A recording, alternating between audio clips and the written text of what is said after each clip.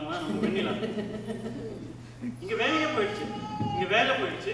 வேலை போனதுக்கு அப்புறம் விசா போயிடுச்சு. விசா போனதுக்கு அப்புறம் என்ன பண்றாங்க, இங்க அவனோட ஸ்டேட்டஸை காப்பாத்திக்கிறதுக்காக அமெரிக்க பொண்ணுங்க, அமெரிக்கான்னு இல்லை இங்கேயுமே அந்த வெளிநாட்டு பொண்ணுங்களை கல்யாணம் பண்ணிக்கிறாங்க. அந்த கல்யாணத்தை மறைச்சு நம்ம ஊர்ல நம்ம ஒரு கலாச்சாரத்துக்கு ஏற்ற மாதிரி அந்த பொண்ணு தேடுறாங்க. அந்த கடைசியில வாழ்க்கை பாதிக்கப்படுறது யாரு, அந்த பொண்ணோட வாழ்க்கை. கிராமத்தில் இருக்கவங்களுக்குலாம் அதெல்லாம் தெரியாது. அதனாலதான் பிரச்சனையே. அவங்க வந்து இன்னும் அந்த என்ஆர்ஐ மாப்பிள்ளையோட மதிப்பு கூடுதுன்னு சொல்றாங்கன்னா அது அவங்களோட அறியாமை. தெரிஞ்சவங்களுக்கு பயமா இருக்கு. நம்ம ஊர்ல கல்யாணத்துக்கு முன்னால அரிக்காட்டு ராஜாவோ சுத்திட்டு இருந்தான். அம்மன் கோவில் கிழக்கால போய் கோபுர வாசல்ல நின்னுகிட்டு சாமியை பார்க்கறதுக்கு பதிலா கும்பிட போன தெய்வம் குறுக்கைய வந்ததையான்னு வயசு கொண்ட பார்த்து பாடுறாங்க. அந்த அந்த 7 நாட்களும் வாரம் நாட்கள் தவறாம கோயிலுக்கு போறதுக்கு எதுக்கு பொண்ணு பார்க்க சாமிக்கு போன பரவாயில்ல, கோயிலுக்குள்ள போக மாட்டேங்கிறான். கோபுர வாசல்லே நீ பழைய நினைவுகளா? ஏன்னா நான் அவங்களுக்காக தான் பேசுறேன், எனக்காக மட்டும் பேசுறேன். எனக்கு என்னமோ சொந்த அனுபவத்துக்கு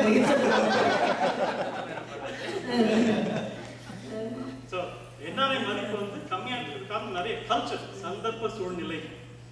தனி மனிதன் கெட்டவனாக மாறத்துக்கு வெளிநாட்டுக்கு வந்ததுக்கு அப்புறம் சப்போர்ட் சிஸ்டம் இல்லாதனால கெட்டவனா மாறுறான். அதை மறைக்கிறான், பொய் சொல்றான், தண்ணி அடிக்கிறான். நம்ம ஊர்ல தண்ணி அடிக்கலையா தம் அடிக்கலையான்னு கேட்காதீங்க, பண்றாங்க, இல்லைன்னு சொல்லலை. ஆனா எப்படி இருந்தாலும் வீட்டுக்கு போகும்போது அப்பா அம்மா வீட்டுக்கு தானே போகணும். அந்த பயத்துல கொஞ்சம் தப்ப கம்மியா பண்றான். இங்க அப்பார்ட்மெண்ட்டுக்கு வந்ததுக்கு அப்புறம் 4 சுவர் தான். எனக்கு தெரிஞ்ச ஒரு பெஸ்ட் எக்ஸாம்பிள் நான் சொல்றேன். எங்க நண்பர்களும் சொல்ல முடியாது, தூரத்து நண்பரோட நண்பர். அவர் கல்யாணம் இதுல நண்பர், இது உண்மை, நண்பரோட நண்பர் கல்யாணம் இங்க வந்துட்டாரு. அவங்க ஒய்ஃப் வராங்க இந்தியால இருந்து. இவர் மிட் நைட்ல ஃபிளைட் வருது. இவர் 9 மணிக்கு பார்த்துட்டு 4 சுவரை பார்த்துட்டு சும்மா உட்காந்துட்டு இருந்தாரு. சரி ஒரு பீர் அடிக்கலாமேன்னு பீர் அடிச்சாரு. பீர் அடிச்சுட்டு அதுக்கப்புறம் பத்தலை, ஹாட் ட்ரிங்க்ஸ் குடிச்சாரு. 1 ரவுண்டு 2 ரவுண்டு 3 ரவுண்டு நல்லா குடிச்சிட்டு படுத்துட்டாரு. அந்த பெண் ஏர்போர்ட்ல வந்து தனியாக ஃபோன் நம்பர் இல்லை, அட்ரஸ் இல்லை, எதுவுமே இல்லை. ரொம்ப நேரம் ஏர்போர்ட். இது வந்து எங்கேயோ ஒரு மூலையில் நடக்குதுன்னு சொல்லி நீங்க திசை திருப்ப வேண்டாம், நடக்குது. அது நிறைய பேருக்கு தெரியல ஆச்சுங்களா. இப்போ எத்தனையோ என்ஆர்ஐ மாப்பிள்ளை வந்து இங்க கல்யாணம் பண்ணி நம்ம ஊருக்கு திரும்ப போய் கல்யாணம் பண்றாங்க பாத்தீங்களா. அவங்க எப்படி வீட்டுக்கு வந்தாங்க? அது வந்து அவங்க இல்ல சரி, நான் சரியான கேள்வி ஐயா. ஏன்னா உங்களை மாதிரி இப்ப தாய் தந்தைகள் வராங்க இல்லைங்களா, என்ஆர்ஐ மாப்பிள்ளையை அவங்க பொண்ணை பார்க்கறதுக்கு வராங்க பாத்தீங்களா. அந்த பெற்றோர்கள் வந்து அவங்களுக்கு ஹெல்ப் பண்ணி அதுதான் இந்தியா, இதுதான் அமெரிக்கா. அதனாலதான் என்ஆர்ஐ மாப்பிள்ளைகளோட மதிப்பு வந்து கம்மியாயிட்டு இருக்கு. ஏன்னா இப்ப அந்த இதெல்லாம் வந்து வெளியில போய் இந்தியாவில் போய் சொல்றாங்க, தெரியுது. இப்ப கூகுள் எதுக்கெடுத்தாலும் கூகுள் தானே, பொருளாதார மறுப்பதை பத்தி சொல்றாங்களே, கூகுள் சர்ச் பண்ணா எல்லாமே தெரியுது. ஏன்னா அவங்க கல்யாண போட்டோ பிடிச்சி கூகுள் இமேஜஸ்ல வந்துடுது, நமக்கு தெரியாமலே வந்துடுது. அது வந்து நகரத்தில் இருக்கிறவங்களுக்கு தெரியுது, கிராமத்தில் இருக்கிறவங்களுக்கு தெரியுது அப்படின்னு சொல்லி வாய்ப்பளித்தமைக்கு நன்றி கூறி. உண்மைதாங்க, அது அந்த மாதிரி நிறைய நடந்துட்டு இருக்கு. நாங்கள் நிறைய கேள்விப்படுறோம் அந்த ஊர்களில். அது மாதிரி கேள்விப்படுறதுனால அந்த பெற்றோர்களுக்கு வந்து ஒரு மிகப்பெரிய அச்சம் இருக்கு. அது வந்து உண்மைதான் கணேஷ் சொன்னது. தொடர்ந்து மாலா கோபாலன்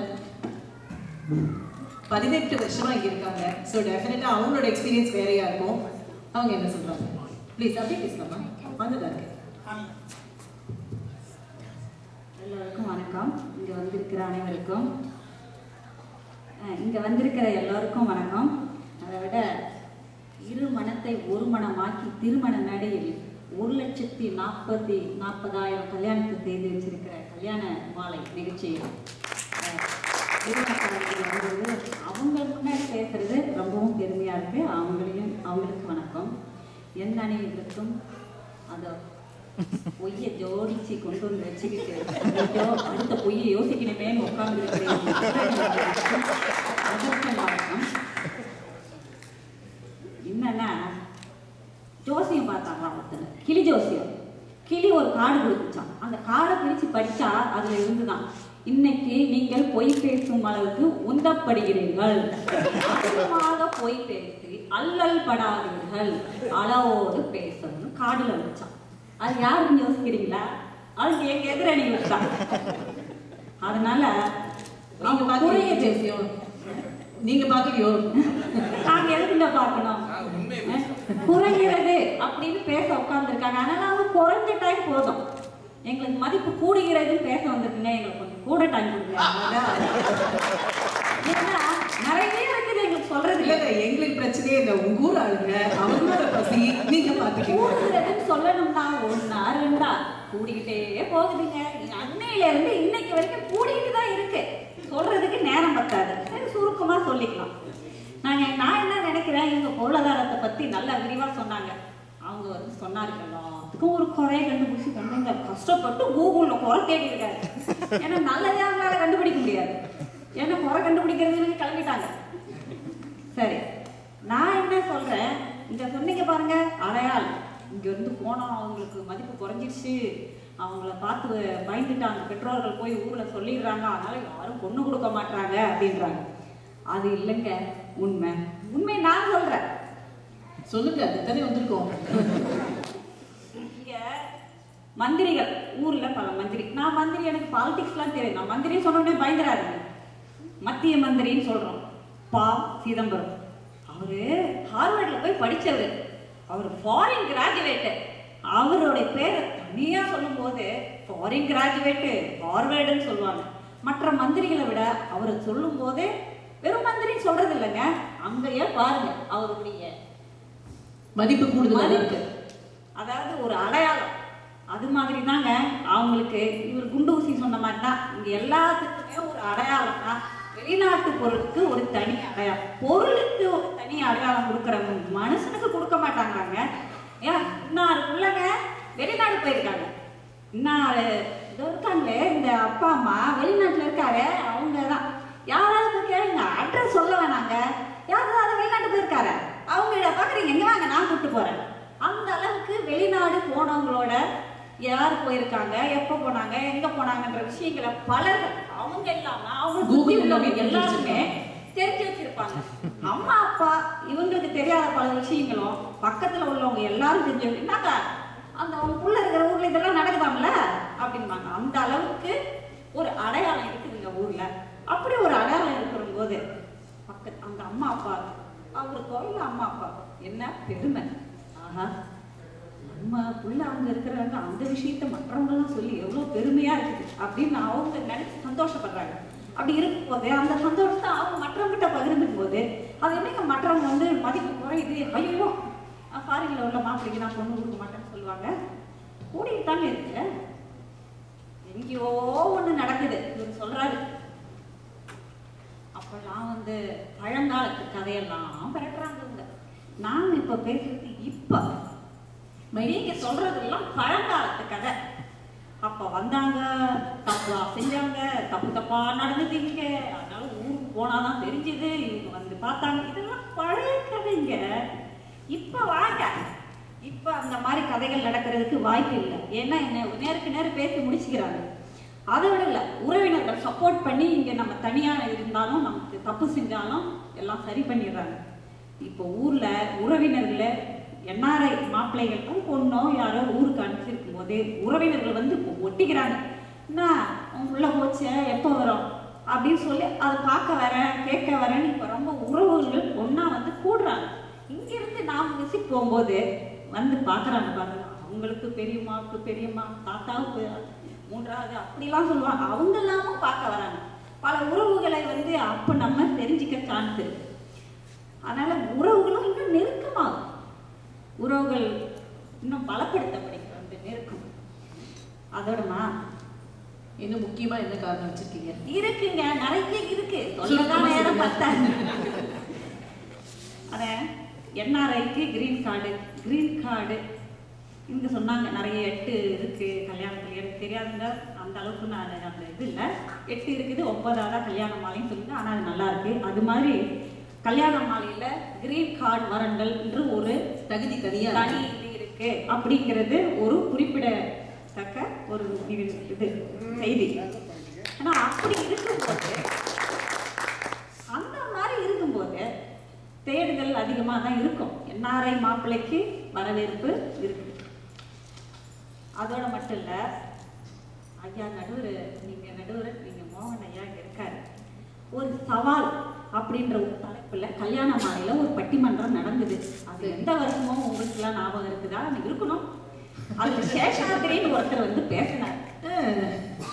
சேஷாதிரி இப்போ நீங்க தட்டி எழுப்புங்க போங்க, எந்த வருஷம் எங்க நடந்தது. சேஷாதிரின்னு வந்து ஒருத்தர், அவர் சவால் வந்து வீட்டிலையா அலுவலகத்திலையான்னு பேசினாங்க. அவர் சொன்னார், எங்க முன்னெல்லாம் பொண்ணுங்க எப்படி ஜாதகம் பார்த்து விசாரிச்சு எடுப்பாங்க, இப்போ எப்படி தெரியுமா பண்றாங்க? இங்க வந்து ரெஸ்யூமே பார்க்குறாங்க. நீங்க என்ன படிச்சிருக்கிறீங்க, என்னெல்லாம் பண்ணியிருக்கீங்கன்னு பார்த்துட்டு நான் நல்ல கிரெடிட் வாங்கியிருந்ததுக்கு அப்புறம் ஓகேன்னு பொண்ணு சொல்லணும். அப்பாடா பாஸ் பண்ணிட்டோம் ஓகேன்னு சொன்ன உடனே இந்த பொண்ணோட அம்மா ஃபோன் பண்ண பேசினாங்களாம். என்னங்க நீங்க என்ன கிரீன் கார்டு ஹோல்டரா அப்படின்னு கேட்டாங்க. இல்லைங்க, நான் இங்கே தான் வேலை செய்கிறேன். போகிறதுக்கான வாய்ப்புகள் இருக்கான்னு கேட்டாங்களாம். ஞாபகம் வந்திருக்குமே நேரம். இல்ல நான் இங்கே பண்ண போறேன் வரிக்கு வரி சொல்றாங்க. அப்படியே இது பண்ண போறேன் அது பண்ண போறேன்னு சொன்னாராம். பேசிட்டு இருக்கும் போதே அந்த அம்மா போனை கட் பண்ணிட்டாங்க. ஆனா இவங்க சொல்றாங்க, என்ஆர்ஐ மாப்பிள்ளைனாலும் பயப்படுறாங்க, மரியாதை குறைஞ்சிருச்சு. அந்த புள்ள அவ்வளோ படிச்சு அவ்வளோ கையில மார்க் வச்சிருக்கு, அவருக்கு பொண்ணு கொடுக்க யோசிக்கிறாங்க. ஏன் கிரீன் கார்டு இல்லை, என்ஆர்ஐ போறதுக்கான வாய்ப்பே இல்லைன்னா அவருக்கு பொண்ணு கொடுக்கறதுக்கு யோசிச்சுட்டா அந்த அம்மா அடுத்த மாப்பிள்ளை தேட ஆரம்பிச்சிட்டாங்க. ஆகவே திருமண அரங்கில் என்ஆர்ஐ மாப்பிள்ளையின் மதிப்பு கூடுகிறது. அவங்க இங்க வராங்க, இங்க வந்து போனதுக்கு அப்புறம் இந்த சுற்றுலா எல்லாம் சொல்றாங்க அப்படின்னு சொன்னாங்க. அதுக்கு மேல அப்பா அம்மாவை கூட்டிட்டு வராங்க. அப்பா அம்மாவை இங்க கூட்டிட்டு வந்து இந்த ஊரை எல்லாரும் சுத்தி காட்டுறாங்க. இந்த ஊர்ல உள்ளவங்களோட பழக வாய்ப்பை ஏற்படுத்தி கொடுக்குறாங்க. அவங்களும் ரொம்ப நல்லா பழகி பல மாற்றங்களை அவங்க பாக்குறாங்க. இதுக்கு வேற ரொம்ப உதாரணமா வேணாங்க. அது எதிர்கட்சியில உட்காந்துருக்க தம்பி விஸ்வா, அவங்க அப்பா இங்க வந்தார். அவர் நல்லா பேச்சாளர். தம்பி விஸ்வா பேச்சாளர் நமக்கு தெரியும், அவங்க அப்பாவும் நல்லா பேசுவார். அவர் வந்து ஒரு நீயா நானா அப்படின்ற ஒரு தலைப்பெல்லாம் அவருக்கு ஒன்று கொடுத்தோம். அவர் வந்து சொன்னார் சுருக்கமா ஒரு வார்த்தை, நான் எத்தனை வருஷம் என்னுடைய வாழ்க்கையில நான் நிறைய வேஸ்ட் பண்ணிட்டேன்னு இங்க வந்து யோசிச்சேன். ஏன்னா ஊர்ல நான் பாட்டு வெளியில உட்காந்து பேப்பர் படிப்பேன், என் வீட்டம்மா உள்ள வேலை செய்வாங்க. ஆனா இங்க வந்ததுக்கு அப்புறம் என் வீட்டம்மா ஒரு வேலை செஞ்சா நான் கூட போய் உதவி செஞ்சு நாங்க 2 பேரும் வேலையை முடிச்சுட்டு உட்காந்து ரம்மி விளையாடுறோம். அந்த மாற்றம் எனக்கு இங்க வந்துதான்.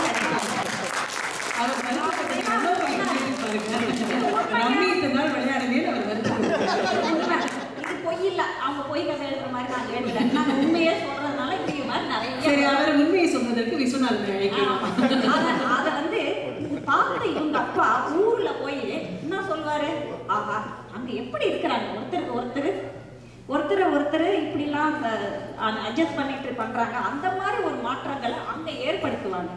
அங்க உள்ள சுத்தி உள்ளவங்களுக்கும் அந்த ஒரு மாற்றம் இதா இருக்கும். பாலகோபாலின் நேரம் கூடுகிறது. ஓ சரிங்க, நான் ஆரம்பத்துல சொன்ன கூடுதலா கொடுப்பீங்கன்னு நினைச்சு நான் பேசுறேன். அதோட இல்ல, இதை சொல்லிடலாம் கடைசியா ஒரு விஷயம். இந்த மாதிரி பல நன்மைகள் இருக்கிற இந்த இதுக்கு என்ஆர்ஐ வரனுக்கு மதிப்பு கூடுகிறது. அதோட இல்ல, அக்கறை சீமை அழகினிலே மனம் ஆட கண்டனின் அப்பயே ரஜினிகாந்த் போய் சிங்கப்பூர்ல பாடினாரு. அந்த காலத்துல அவருக்கு இருந்த அதே தான் இன்னமும் இருக்கு. அதனால என்ஆர்ஐ மாப்பிள்ளைக்கு மதிப்பு அன்றைக்கும் இன்றைக்கும் என்றைக்கும் கூடுகிறது, கூடிக்கொண்டே இருக்கிறது. இது நடுவர்களுக்கு தெரியும், அவங்க சொல்லுவாங்க பொய் என்னைக்கும் நிலைக்காது, உண்மை நிலைக்கின்றது. இப்ப என்னன்னா, சொர்க்கமே என்றாலும் நம்ம ஊரை போல வருமானம் பேசுறதுக்கு ஸ்ரீனிவாசன் விஸ்வநாதனே